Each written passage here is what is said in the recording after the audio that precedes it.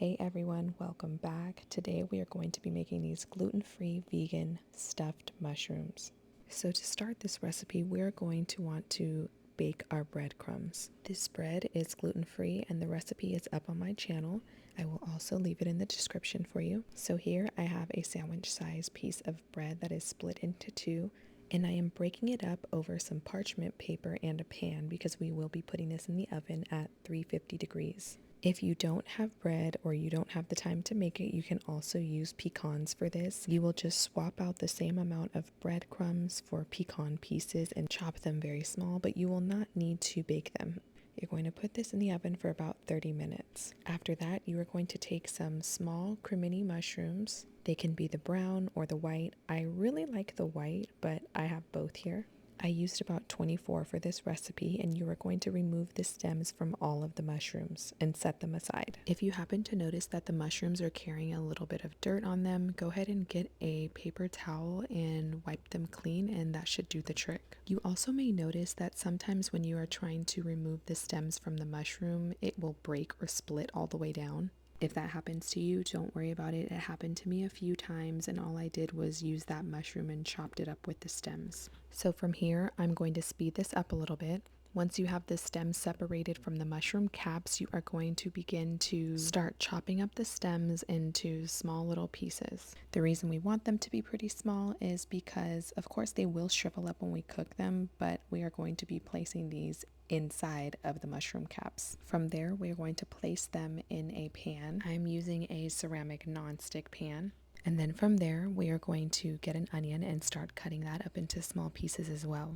You can use any kind of onion. I'm using a yellow onion here, but red will work just fine as well. I wouldn't suggest using a sweet onion just because it could alter the taste of the stuffing. Once we are done chopping the onion into very small pieces, we are going to set this aside. Next, you are going to place the pan with the mushrooms in it on a stovetop, and then you will add 3 teaspoons of coconut cream, and then you are going to cook these mushroom tops down on a medium heat until they are nice and soft. So it should take you roughly from 5 to 8 minutes to cook them down. I'm just speeding this up a little bit. You'll notice that these mushroom tops will shrink and they will start to get pretty small. What we are also doing is trying to release a lot of that excess liquid that is going to come out of the mushrooms.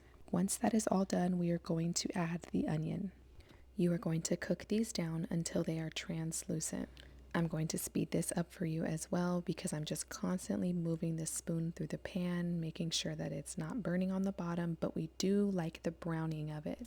And as you can see, I had just added a little bit of water to the pan just to deglaze it. This will lift up all that browning flavor and immerse it back into the mushroom tips and the onions. Next up, we are going to start peeling some fresh garlic. For this portion, I'm going to use 3 to 4 cloves.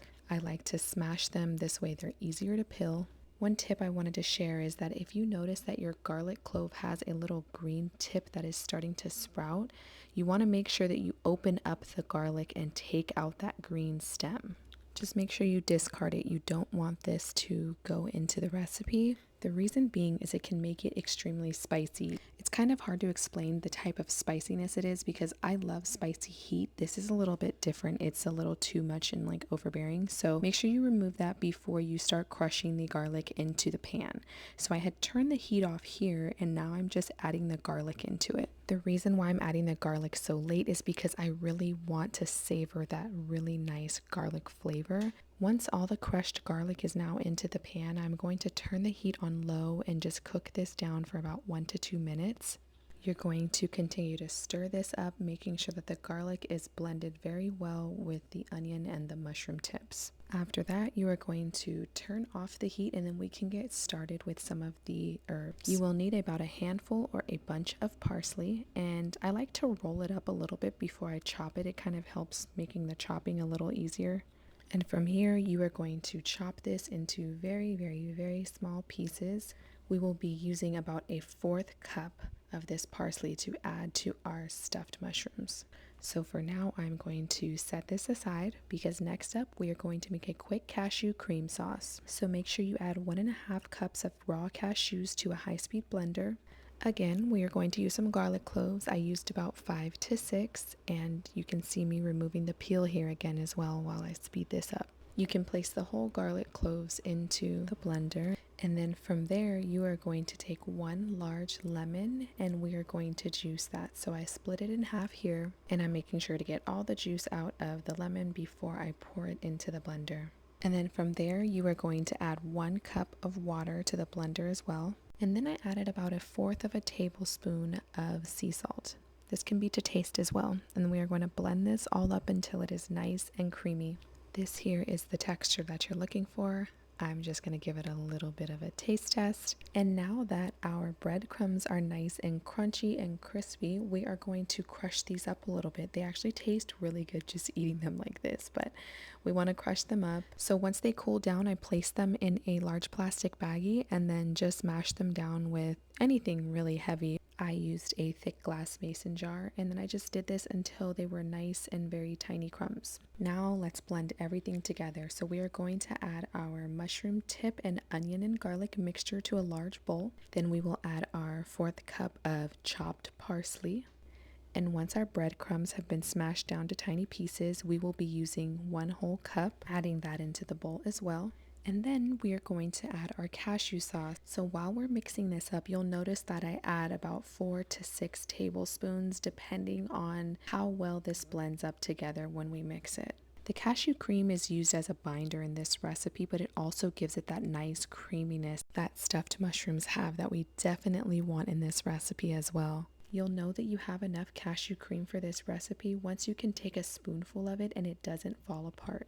By the way, you will have some excess cashew cream. Thank me later because this is so good on literally everything from simple recipes like rice and beans to the top of your potatoes to using it as a salad dressing. I mean, really, you can put it on everything. From here, we are going to add a little bit of some sea salt, and this can be to taste.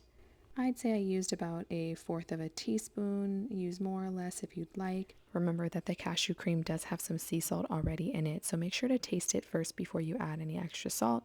And then I added some black pepper as well, and then I gave it a nice mix. And then these are pretty much ready to start stuffing. Make sure your oven is preheated to 400 degrees Fahrenheit. And then we are going to take our mushroom tops and get a spoonful of that stuffing, and we are going to just set it on the top. I know the camera angle doesn't get the best of these first few that I did, but I set the stuffing on top of the mushroom, and then I use the edges of the spoon to kind of mold it down. Also to note, I place these on a pan with parchment paper, and I'm going to do this for the rest of the mushrooms, all 24 of them. When you fill up the sheet with the 24 mushrooms, you are going to place these in the oven for about 25 minutes until the tops are nice and browned, and then you'll also notice the mushrooms start to get a little juicy around the edges.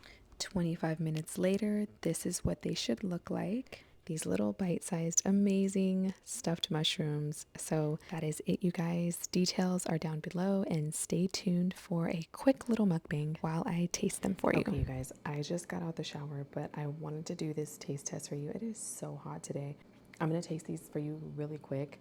I don't have time to like do a long, drawn out video for the taste testing. These are the stuffed mushrooms. They're perfect size. You want to have like the bite size mushrooms because this way you can just put them all in your mouth in one bite and you don't have to like bite it 2 times. So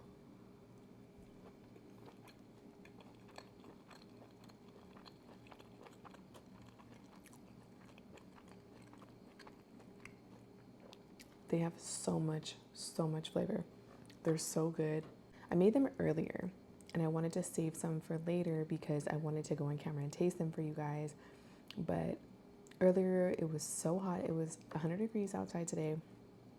So me and the baby ended up going to go swimming in the backyard. It was just too hot to be inside. So here is another one. So these are reheated and they still taste really, really good. There's still a little bit of the crunchiness in there.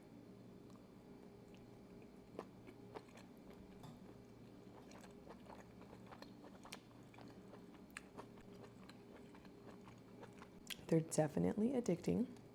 So these are perfect for like a little appetizer for a party or a barbecue. We recently just had a barbecue and I should have made these, but I haven't made these since like my 2nd year of going vegan. But the thing is, when I made them with nuts. I think I used almonds or something instead of the bread because I didn't have a good bread recipe at the time. So here's number 3. Mind you, I ate like 10 or something earlier, along with like my late lunch. It was really good. I was just like knocking them back. You just like pop them in your mouth.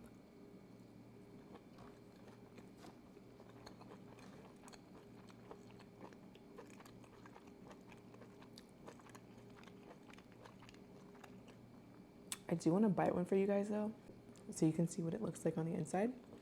So hold on. Let me see here. Which one will be easier? Hopefully it doesn't fall apart.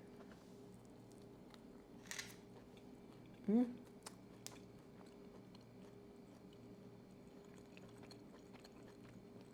know if you can get is that a good image of it?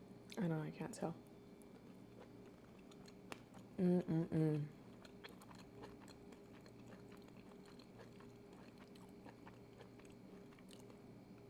I better slow my roll. I'm supposed to save some of these. Okay. Here's my last one. Anyways, you guys are gonna love this. Everybody loves them. I would have added a little bit of spice to it, but because my son likes eating everything I eat, I didn't want to make it too spicy, but that's the only difference I think I would make.